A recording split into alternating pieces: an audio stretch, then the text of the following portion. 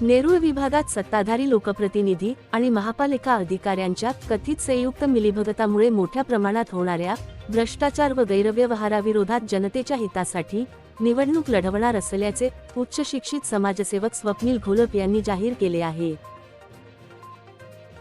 गेली 10 वर्षापासून मी सामाजिक क्षेत्रात या ठिकाणी काम करत आहे आणि एक शिवभक्त म्हणून माझी नवी मुंबई या ठिकाणी एक ओळख आहे।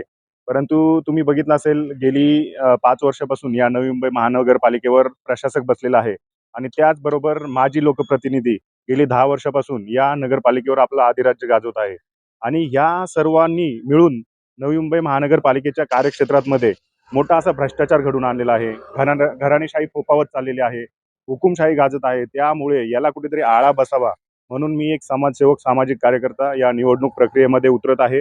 आम्ही प्रभाग 23 मधून मी एक प्रबळ दावेदार म्हणून इच्छुक आहे। काही पक्षांबरोबर आमची समीकरणं जुळतात आणि जुळणारही आहेत अशा अपेक्षा आम्हाला आहेत आणि जरी काही पक्षांबरोबर समीकरणं जुळली नाही तरी आम्ही अपक्षाचा पॅनल या प्रभाग 23 मध्ये, प्रभाग 22 मध्ये आणि प्रभाग 24 मध्ये टाकणार आहोत। म्हणजे 22, 23, 24 मध्ये अपक्षाचा पॅनल आम्ही टाकण्याचा प्रयत्न करत आहोत।